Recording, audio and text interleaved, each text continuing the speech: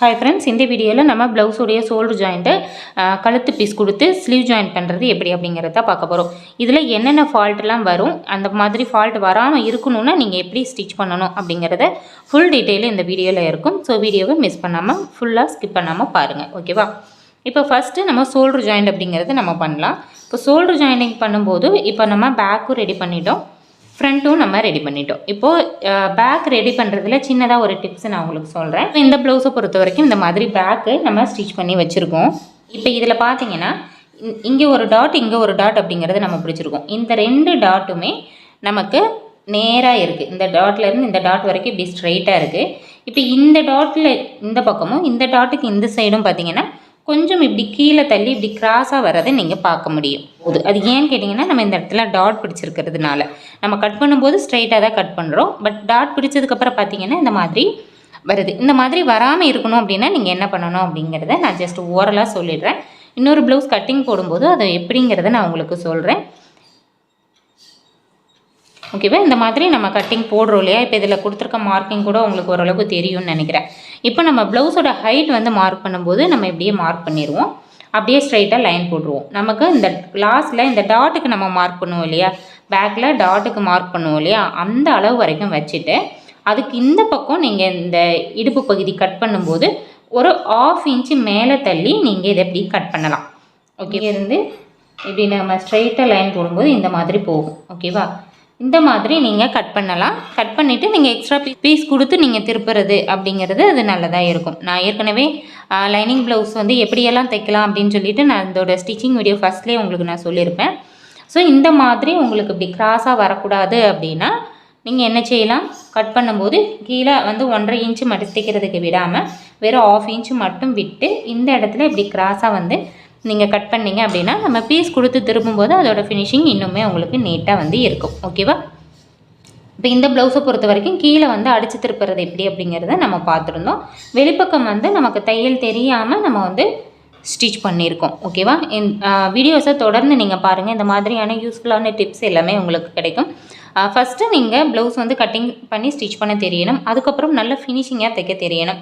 So நீங்கள் 1 by 1 பார்த்துட்டே வந்தீங்க அப்படின்னா கண்டிப்பாக உங்களாலையும் நீட்டாக வந்து ப்ளவுஸ் தைக்க முடியும். ஓகேவா? அப்படி குறைக்கிறதுனால நம்ம ஃப்ரண்ட்டில் என்னென்ன சேஞ்சஸ் பண்ணணும் அப்படின்னு பார்த்தீங்கன்னா நம்ம வந்து பட்டியுடைய சைடு பட்டியுடைய அகலம் இருக்கும் இல்லையா? நம்ம பட்டி வந்து இப்படி கட் பண்ணுவோம்.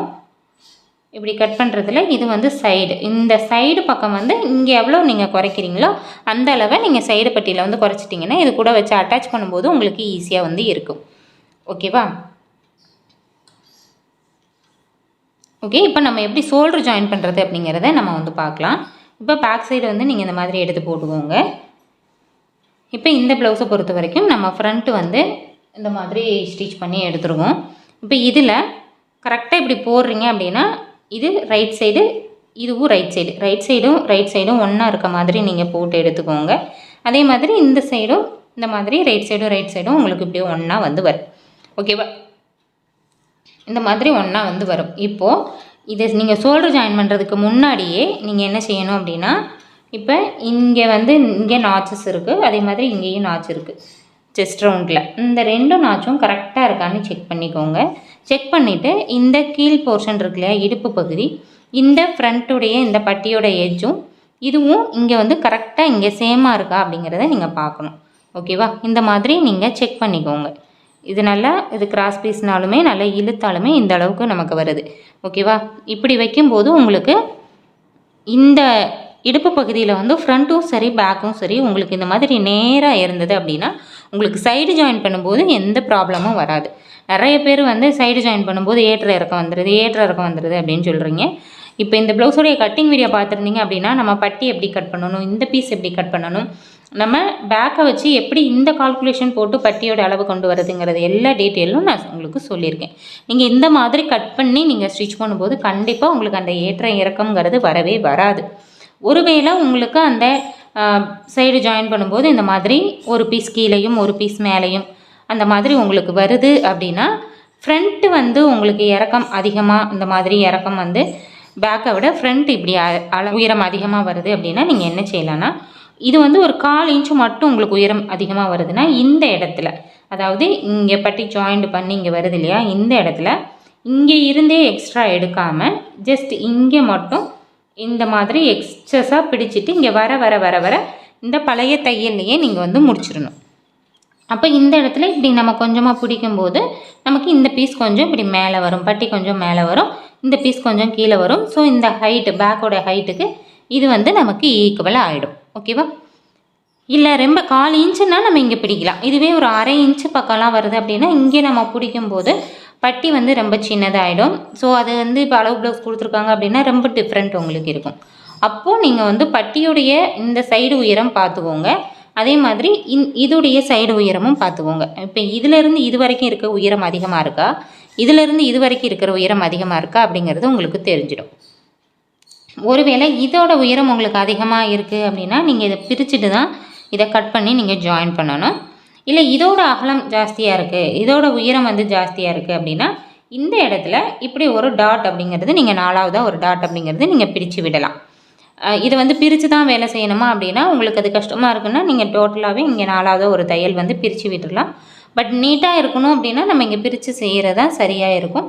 அதுக்கு நமக்கு வந்து ரொம்ப டைம் எடுக்கும், நமக்கு அந்தளவுக்கு டைம் இல்லை அப்படின்னா நீங்கள் தாராளமாக இங்கே ஒரு 4வதாக ஒரு டாட் அப்படிங்கிறது நீங்கள் பிடிச்சு விடுங்க. ஓகேவா? இப்போ இந்த ப்ளவுஸை பொறுத்த வரைக்கும் இந்த நாச்சில் இருந்து நம்ம கீழே இடுப்பு பகுதி வரைக்கும் பார்க்குறோம்னா நமக்கு அளவுகள் சரியாகவே இருக்குது.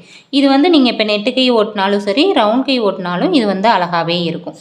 ஓகேவா? இந்த மாதிரி இது சரியாக இருந்தால் தான் நீங்கள் நெட்டு கை இப்படி ஸ்லீவோடு சேர்த்து இங்கே சைடு ஜாயின் பண்ணும்போது இந்த இறக்கத்தில் அழகாக ப்ளஸ் மார்க் மாதிரி நமக்கு ஜாயிண்ட் வந்து கரெக்டாக இருக்கும்.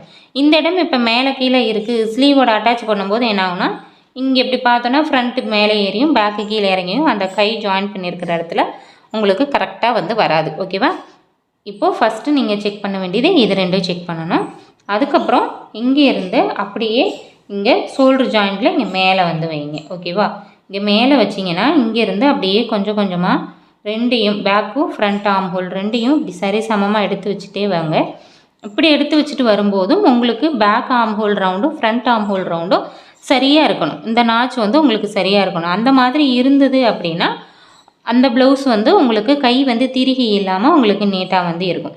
இப்போ இதில் வந்து பேக்கை விட ஃப்ரண்ட் அதிகமாகவோ ஃப்ரண்ட்டை விட பேக் அதிகமாகவோ இருந்தால் கை வந்து அதுக்கு தகுந்த மாதிரி திருகிட்டு இருக்க மாதிரி இருக்கும். ஸோ இதையும் நீங்கள் அளந்து வந்து பார்த்துக்குவோங்க.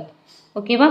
இப்போ இந்த ப்ளவுஸை பொறுத்த வரைக்கும் நமக்கு அளவுகள் சரியாகவே இருக்குது. இப்படி வச்சு பார்க்கும்போது உங்களுக்கு டிஃப்ரெண்ட் இருக்க மாதிரி இருக்கும். பட் இங்கேருந்து இங்கே ரொம்ப எந்த பீஸையுமே இழுக்காமல் அப்படியே கொஞ்சம் கொஞ்சமாக சரியாக எடுத்து வச்சுட்டே வந்தீங்க அப்படின்னா உங்களுக்கு சரியாக வந்து இருக்கும். ஓகேவா? இந்த ரெண்டையுமே நீங்கள் வந்து ஷோல்டர் ஜாயின் பண்ணுறதுக்கு முன்னாடியே நீங்கள் செக் பண்ணிக்கோங்க. செக் பண்ணிவிட்டு நீங்கள் என்ன செய்யணும், இங்கே ஷோல்டர் ஜாயிண்ட் அப்படிங்கிறது நீங்கள் பண்ணணும். இந்த ஷோல்டர் ஜாயின் பண்ணும்போது கரெக்டாக இப்போ இந்த மாதிரி இருக்குதுன்னு வச்சுக்கோங்களேன். இப்போ இது பேக்கு, இது ஃப்ரண்ட்டு, இப்படி வைக்கும்போது இந்த நெக்கு பகுதி வந்து சரியாக இருக்க மாதிரி நீங்கள் வச்சுக்கோங்க. ஓகேவா? ஒருவேளை எக்ஸஸாக இருக்குன்னா அதை நீங்கள் ஆர்ம் ஹோல் சைடு வந்து நீங்கள் விட்டுட்டு இந்த ரவுண்டுக்கு தகுந்த மாதிரி அதை நீங்கள் சைஸ் பண்ணிக்கலாம். அப்படி இல்லாமல் இந்த பக்கம் சரியாக வச்சு நீங்கள் இங்கே வச்சு இங்கே கட் பண்ணும்போது என்ன ஆகும்னா நெக்கோடைய அளவுகள் நமக்கு வந்து மாறும். அதனால் நீங்கள் ஒருவேளை எக்ஸஸாக வந்துருச்சு அப்படின்னா நீங்கள் அதை சைடில் வந்து ஆர்ம் ஹோல் சைடில் வந்து விட்டுருங்க, ஃப்ரண்ட் சைடில் வந்து விடாதீங்க. ஓகேவா? இந்த 3 விஷயத்தை நீங்கள் ஷோல்டர் ஜாயின் பண்ணுறதுக்கு முன்னாடி நீங்கள் கவனத்தில் வச்சுக்கணும். இப்போ இதை வந்து அப்படியே நீங்கள் 1/2 இன்ச்சில் தையல் போட்டு முடிச்சிடலாம். அதே மாதிரி இந்த பக்கமும் வந்து நீங்கள் இந்த பக்கமும் அதே மாதிரி செக் பண்ணிக்கோங்க. நமக்கு 2 பை நம்ம வந்து ஸ்டிச் பண்ணும்போதே நான் செக் பண்ண சொல்லியிருப்பேன். அந்த மாதிரி நீங்கள் செக் பண்ணியிருந்தீங்க அப்படின்னா நீங்கள் ஒரு பக்கம் செக் பண்ணாலுமே போதுமானதாக இருக்கும். ஓகேவா? இந்த பக்கமுமே நமக்கு அளவுகள் வந்து சரியாக இருக்குது. ஸோ இப்போ இதில் நம்ம ஷோல்டர் வந்து ஜாயின் பண்ணி எடுத்துக்கலாம்.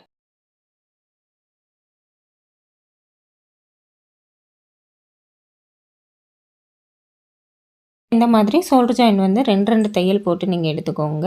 இப்போ இதில் வந்து நம்ம கழுத்து பீஸ் எப்படி கொடுத்து தைக்கிறது, ஸ்லீவ் எப்படி ஜாயின் பண்ணி சைடு எப்படி ஸ்டிச் பண்ணுறது அப்படிங்கிறதெல்லாம் நம்ம நெக்ஸ்ட் வீடியோவில் பார்க்கலாம். இந்த வீடியோ உங்களுக்கு யூஸ்ஃபுல்லாக இருந்தது அப்படின்னா லைக், ஷேர், கமெண்ட் பண்ணுங்கள். இது வரைக்கும் நீங்கள் என்னோடய சேனலை சப்ஸ்கிரைப் பண்ணலைன்னா சப்ஸ்கிரைப் பண்ணிக்கோங்க. நன்றி, வணக்கம்.